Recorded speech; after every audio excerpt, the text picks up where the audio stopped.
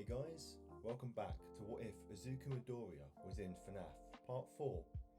Wow, I'm glad to see you guys are enjoying the series so far, and I really do hope that your New Year's celebration was great. Anyway, let's get into Part 4, right? Anyway. We cut to Izuku standing outside of Freddy Fazbear's pizzeria. Doors locked.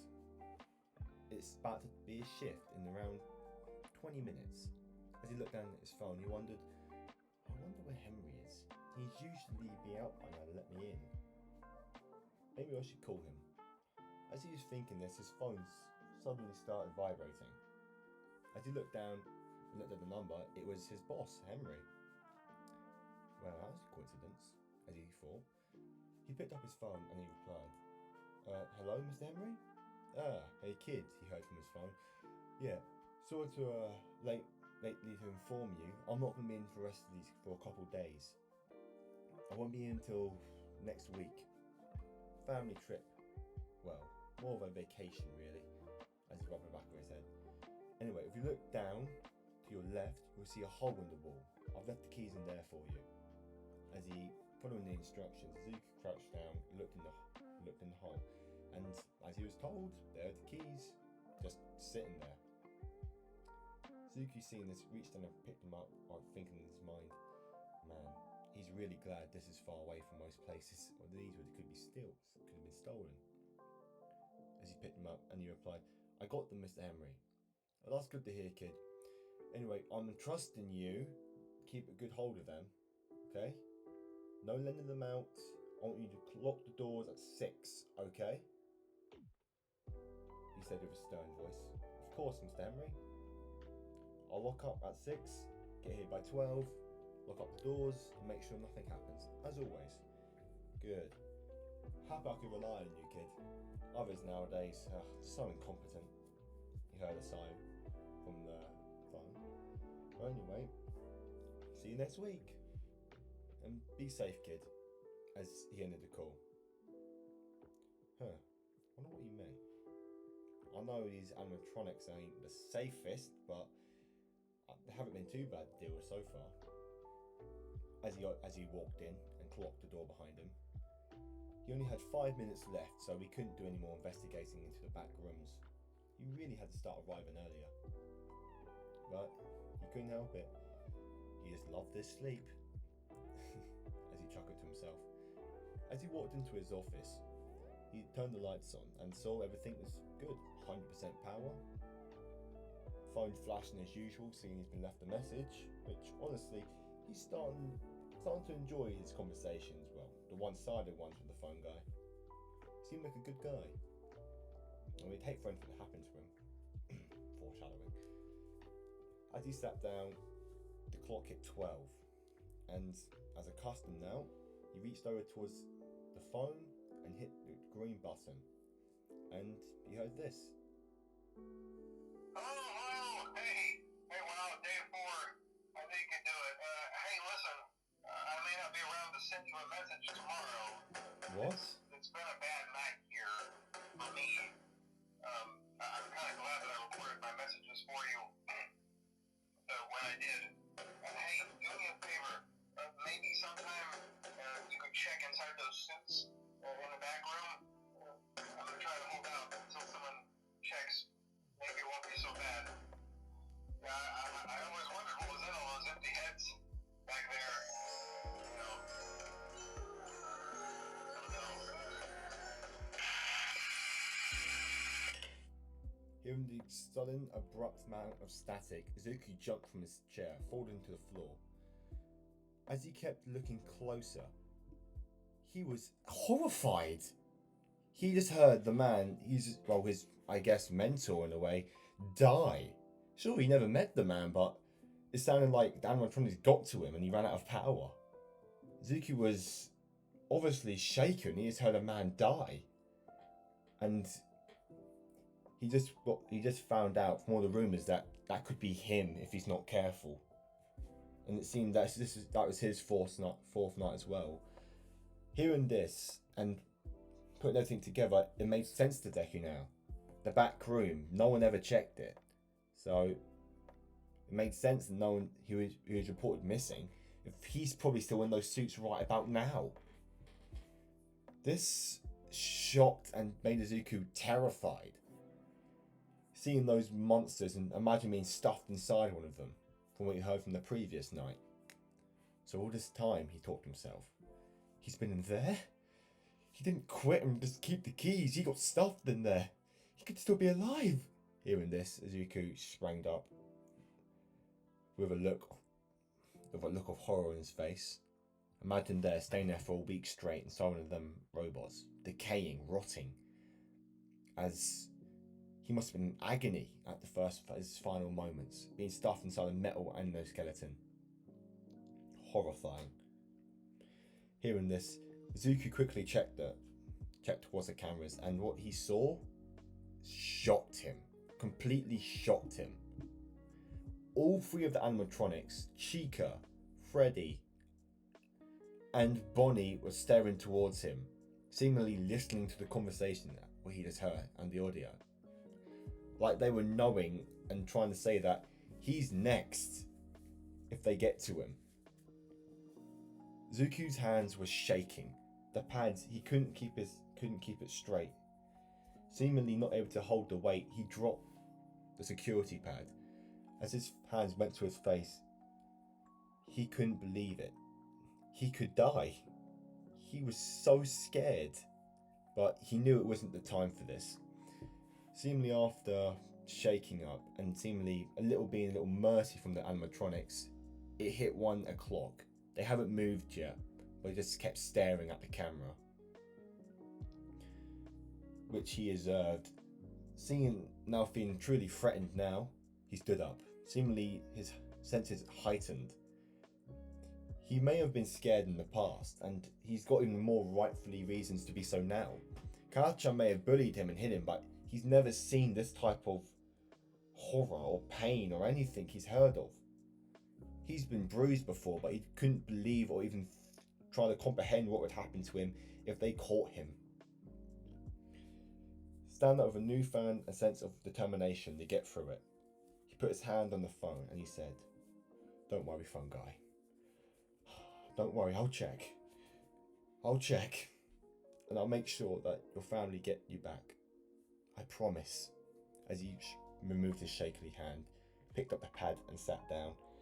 "Bring it on, you damn pieces of scrap. You ain't getting me," he shouted out to the desolate building. Seemingly as a challenge, the robots started looking straight once more, seemingly accepting the challenge, what they'd been given. And it was on. 2 o'clock. Bonnie was approaching the left hallway, seemingly skipping his usual hour sitting in the dining room.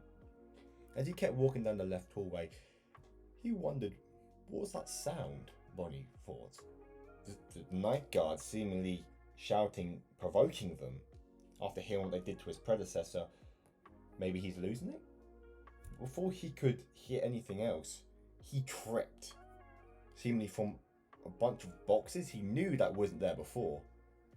As he fell down, he saw the night guard giving him a vicious smile and giving him a look which he honestly couldn't describe. But before he could stand up and rush towards the door slammed shut with a hearty boom, obviously showing the power of the steel doors. Back in the security room, Izuku chuckled. "You ain't gonna get me," seemingly sweating. It turned 2 o'clock, and at this time, Chica, who usually would be at the restroom, started going to the kitchen. And after checking that, and seeing obviously the food has been thrown out from the day prior, was more annoyed than anything. She started making her way down the right hallway, where she would probably usually scare the night guard by standing in the corner. As she kept getting closer, she started getting a bad feeling. And that feeling was very rightfully so. As she started looking through the window, before she could even blink, she got knocked over by a fan. The fan sending her flying down. Seeing this, the night guard quickly ran and took her cupcake and ran back into the security room. think I'll be needing this more than you, he said as he slammed the door shut.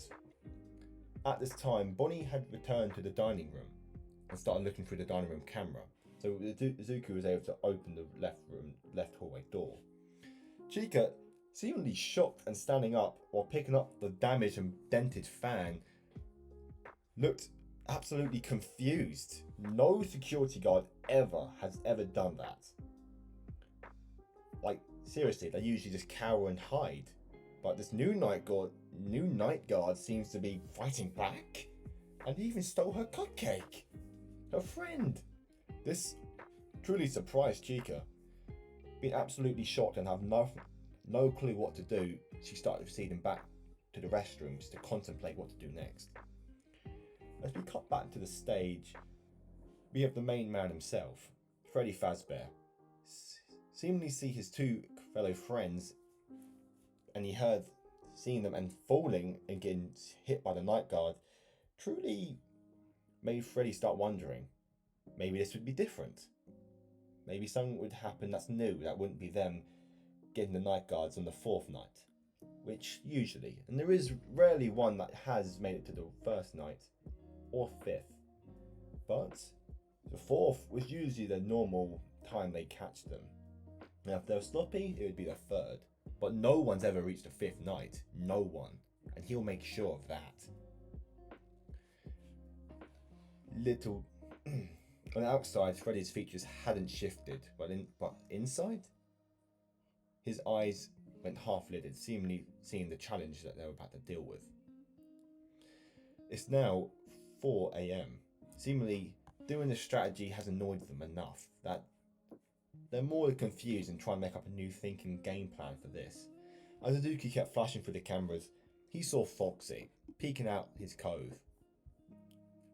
Izuku, seeing this, he replied, "Oh," seemingly with a chuckle of fear. "Oh, you're not going to like what I got planned for you, pal," rubbing his hands together. Give him a smile. "You ain't going to get me." Seemingly switching the camera off until he started hearing Foxy. As a Foxy, seemingly not sensing the camera or presence, was wondering, why isn't he checking? The night prior, he seemed to develop a routine. He would check on Bonnie and Chica in the dining room or the hallways. Then he'd keep flashing to his cove to make sure he couldn't escape, which he found really irritating, the damn night guard. But seeing his opportunity, he didn't question it. As he started preparing to run, he dashed towards the security room at a mighty 25 miles per hour, closing in on Usain's Bolt, the fastest man's record. As he started to approach the security room and turn left, before he could even react, he got smashed right in the face by a cupcake? Yes, Chica's cupcake, which he normally held. With the sudden force being thrown towards his head and with his speed, he slid against the ground, seemingly slipping on a banana peel if someone were to look, his legs flying through the air and him colliding on the wall. With this, and with his strange and unnatural landing, his arm was crushed under his body, and seemingly his hook had pierced his own stomach. Looking down, Foxy thought, that's another hole. Damn night guard! But before he could reply or even reach to the door, he got slammed down. As Foxy stood back up, shakily, he started slamming on the door. In his mind, he is furious with the night guard. No one, and absolutely no one, has ever harmed him before. Never. Because seemingly, he was just too fast for them to even look. At max, they could close the door, but no one's ever hit him. The night guard, seemingly gaining confidence from what he's heard from his predecessor, from what he assumes from the screaming, had started fighting back. Facing his view on the left of the pizzeria, he saw what happened to Bonnie, but he just thought, he just gained a little spark of confidence and go back to his normal routine of checking the cameras after knocking down Bonnie. He heard something hit Chica, but he didn't see what happened as he didn't have a good eyesight. Freddy did though, and he wondered what Freddy was thinking at this moment. He just found it strange. It seemed this night guard was the youngest they've ever seen, and he was the bravest. Some food for thought. After he gouges his bloody eyes out, Foxy thought. As this was happening, Freddy thought it was finally time for him to hit the show. Seemingly content after the 4 nights, he started moving.